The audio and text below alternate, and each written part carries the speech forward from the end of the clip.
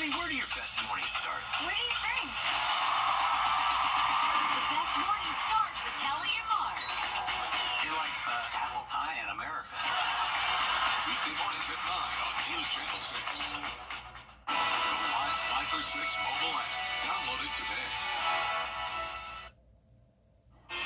Say hello to the month of May and warm and muggy temperatures with it. We're also going to see some rain chances finally, primarily over the weekend. And then next week, we could see a bit of a cool down. I'll break down all the details coming up. Live from Television Park, this is WJBF News Channel 6 at 5:30. Good evening, everyone. I'm Dee Griffin. Thanks so much for joining us on News Channel 6 at 5:30. Topping today's headlines, Ben Harbin, who represented our area in the Georgia State House for more than 20 years, has died. According to the Richmond County coroner, Harbin was found dead Wednesday night at the Fairfield Inn on Washington Road.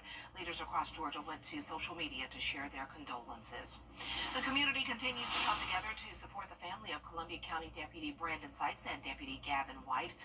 Columbia County Unity fundraiser will take place May 10th at Augusta Christian School. 100% of the donations and proceeds will go back to the families. We'll have these headlines and more at 6, but first, coverage you can count on continues with concerns about the health of first responders who risked their lives during the September 11th attacks. A program many of them have come to rely on is now in jeopardy. Andrea Fujii explains.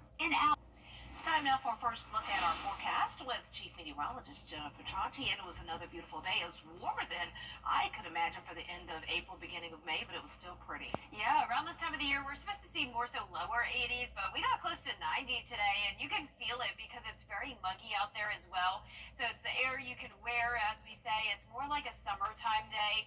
And with that, we also had a few pop-up summertime-like storms. And if you're in Augusta or anywhere towards the south, you're probably wondering what I'm talking about. But let's run you through radar here. Starting at lunchtime, Wilkes and Tolliver County started to see some pop-up showers, and then look at that lightning counter increase. We got up to 25 strikes over the last 15 minutes right around Clarksville Lake. Not a good place to be by the water when there's this much lightning happening on top of the heavy rain.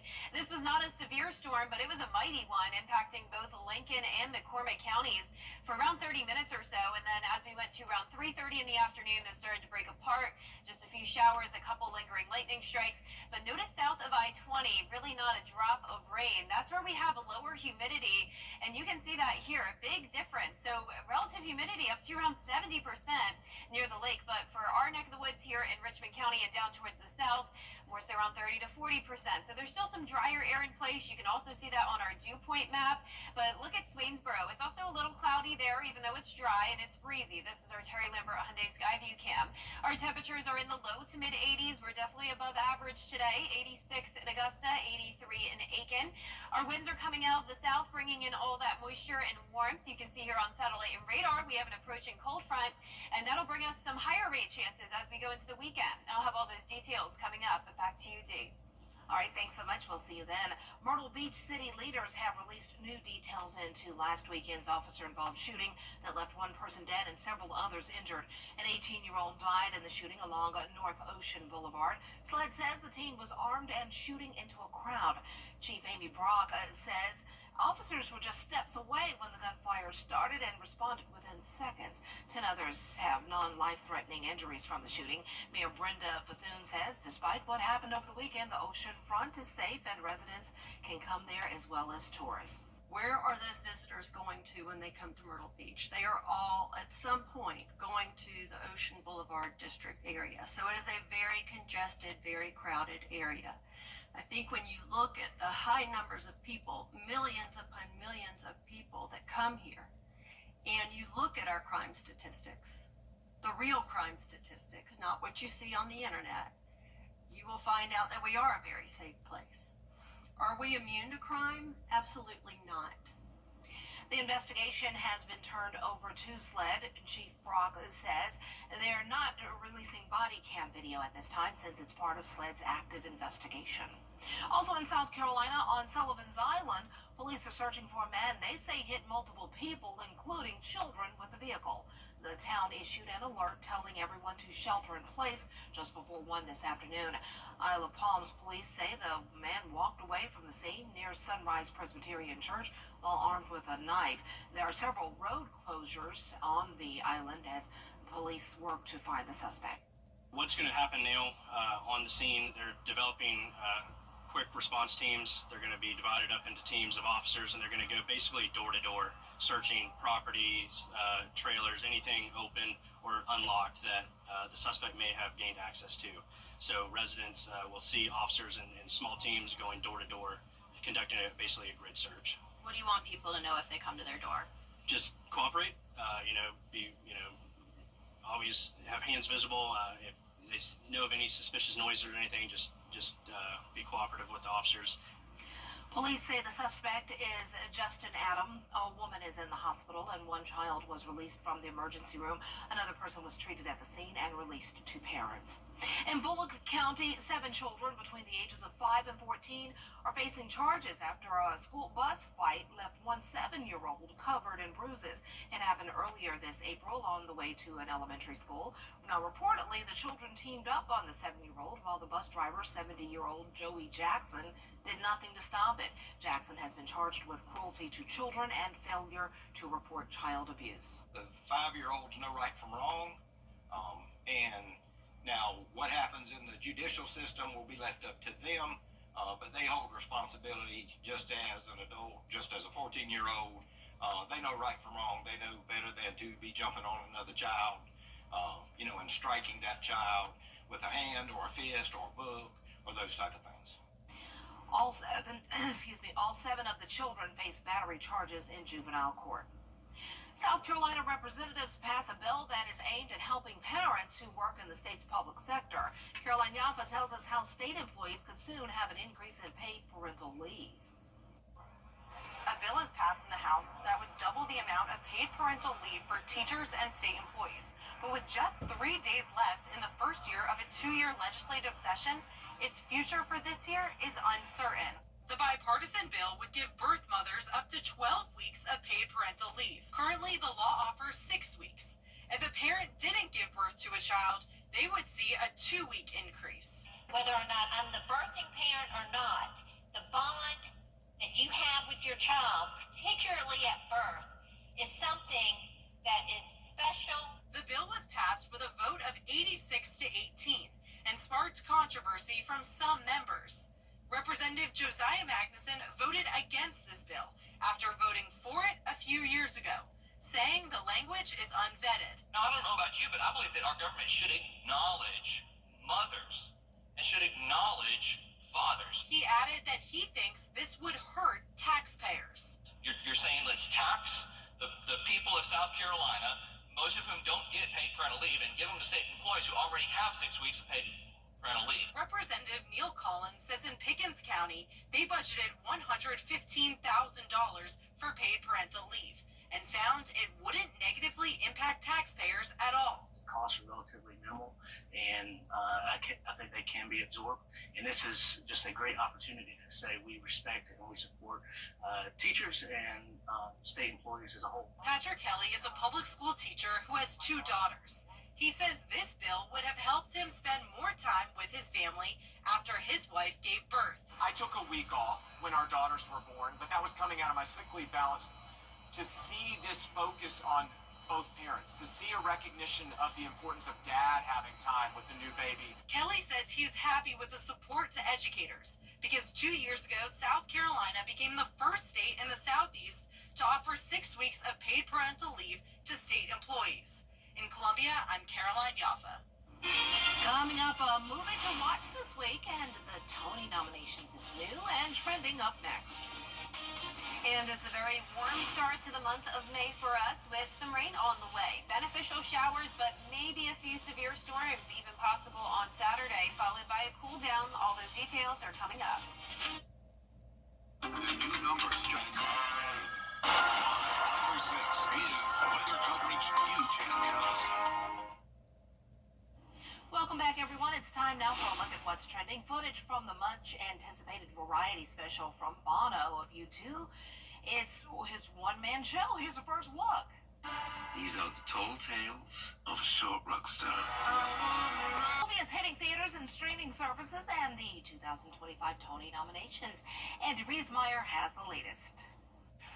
Start with some movie news here. After delays in filming and a long legal battle from a tragic on-set shooting, Alec Baldwin's Rust officially will hit theaters and streamers tomorrow. The only order that exists in this world is the order we impose. If a man loses sight of that, he's got nothing.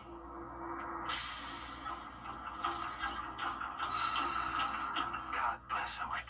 Rust made headlines after its cinematographer Helena Hutchins was killed by a gun held by Alec Baldwin. The criminal case against Baldwin was ultimately dismissed, but the film's armorer, Hannah Gutierrez-Reed, is currently serving 18 months for involuntary manslaughter. Amid the tragedy, many questioned if it was right to continue filming and ultimately release the movie, but production continued at the request of Hutchins' family, and now a finished product has emerged.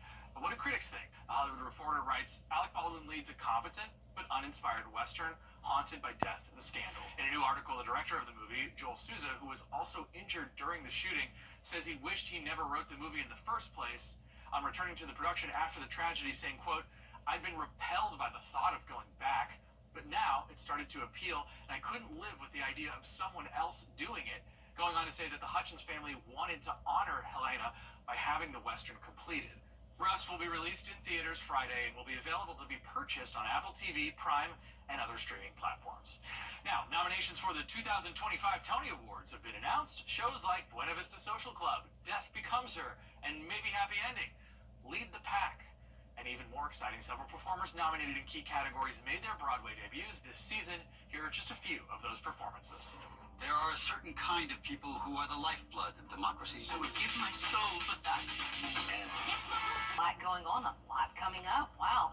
Well, let's look at the upcoming forecast and see if it's award-winning. Uh-oh, I see some storms. I don't know if it's going to get any trophies anytime soon, but we'll have to see when Jenna comes back with our full forecast after this break. Stay tuned. Coleman Services cares about our community, and our #1 priority this winter is keeping the heat on and the hot water flowing in your home or business. It's in our name. Coleman Services the CSRA. Whether you're in Thompson, Harlem, Evans, Augusta, North Augusta, or beyond, call us anytime, day or night, 24/7, 365. At Coleman Services, you are our #1 customer. Call Coleman Services, your plumbing, heating, and AC pros. Memory and thinking issues keep piling up. It's it, rain or shine. Waynesboro has fun, y'all. At WJBF's Television Park Productions, our mission is to provide local businesses with top quality video and digital content at an affordable price. With decades of experience, our award-winning creative team will guide you step by step through the creative process, resulting in a successful marketing message for your brand. Over the years, we've helped hundreds of local businesses expand their voice. Visit WJBF.com/creative to find out how we can do the same for you. The CSRA is full of amazing women. Women who inspire. Women who innovate. Women who lead. That's why News Channel 6 brings you Women to Watch. On the last Wednesday of each month, News Channel 6 recognizes local businesswomen who are making a positive impact in our community. Nominate someone today at WJBF.com. Sponsored by Goodwill. The Xfinity Series drivers gear up for another high-speed showdown. Catch all the action at Texas. Get your tickets now at NASCAR.com/tickets. Don't miss your chance to experience the Xfinity Series live and in person.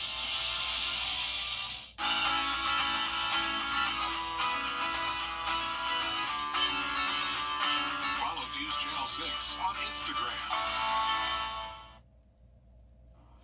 Now, your most accurate forecast with WJBF Live Viper 6. Welcome back. Back in March and yesterday, we had a special guest at the studio. This is Madison Olms. She shadowed Miller and I here in the studio. She got to practice on the green screen, and the reason why is because she is a recent graduate from Penn State, and that is with a meteorology and atmospheric science degree. And Madison definitely had has a very bright future. She did great here, and just after coming back a second time, she already improved drastically, and she even practiced covering tornado warnings. So Madison, you did a fantastic job. It was great having you, and I hope to see you again sometime this summer.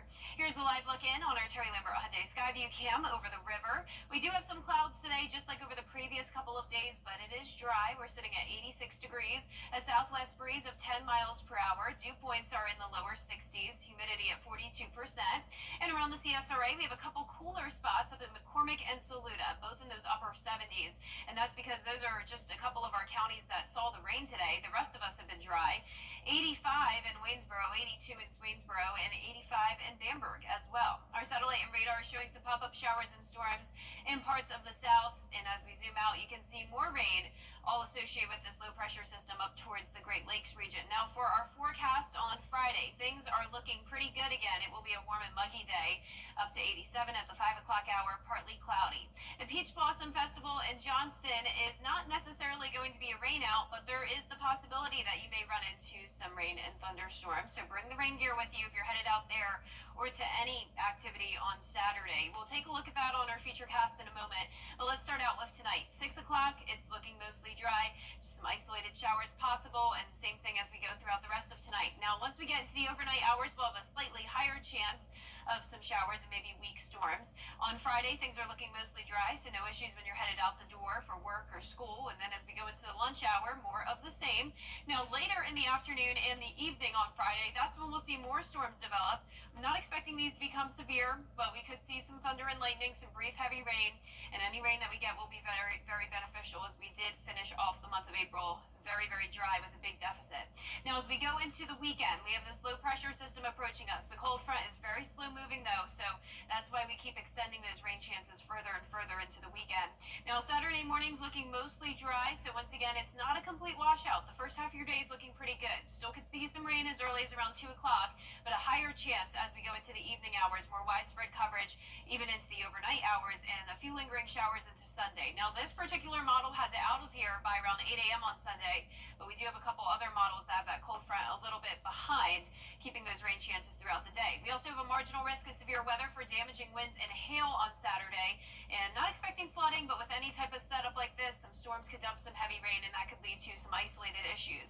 Your 10-day forecast is showing just a 20% chance of rain on Monday, mostly sunny and dry next Tuesday. Temperatures are cooling down briefly into the lower 80s, then warming back up by around Thursday of next week, but then by next weekend, higher rain chances and those temperatures in the upper 70s. All right, so seasonal all the way. Yeah, back to normal next week.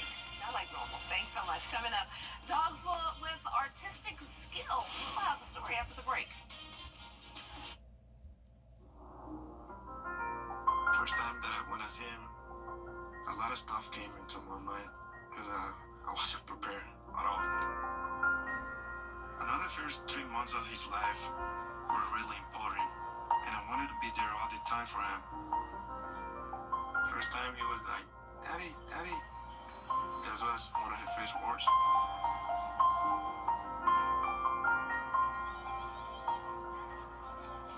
He grew up so quick. He just surprised me every day.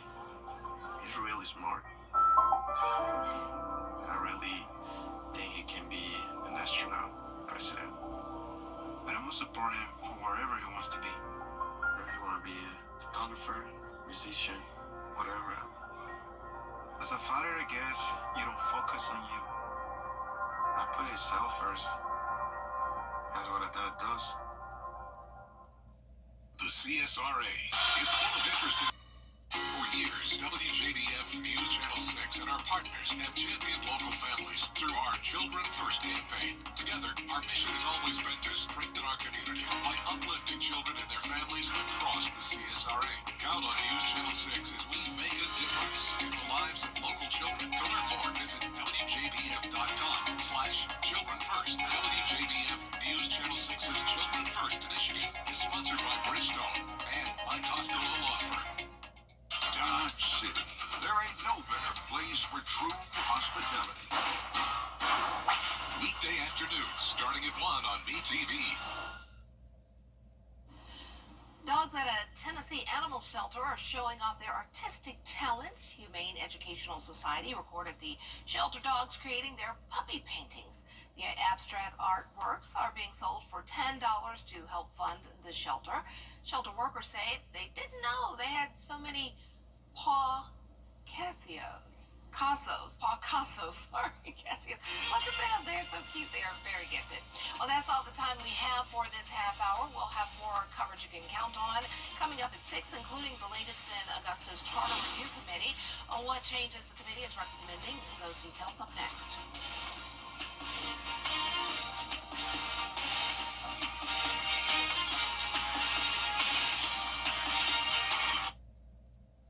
Weather headlines on WJBF News Channel 6. Brought to you by Hickson Roofing. If your roof needs fixing, call Mr. Hickson. At Honda Cars Inc., we're more than just a car dealership. We're a hope for this incredible community. Our commitment to excellence extends to our service because our team is made up of your friends and neighbors. Our vehicles go beyond your transportation. Honda's reputation for quality, reliability, cutting-edge technology, safety features that protect your loved ones, and design that turn in. Oh my goodness, going to the Honda Cars race. It's going to be a fast 50 opening up the highway. Honda Cars race is wrapped up. Okay, kids, thanks again for letting bathfitter be a part of your career day. Okay, class, question. How long does it take to remodel a bathroom? 1 day! Nice! Now, how is bathfitter different? The one-piece wall Correct. That keeps it leak-free and easy to clean. and a lifetime warranty. Well, looks like our work is done here. Join the Bathfitter family today with no payments and no interest for 12 months. CSRA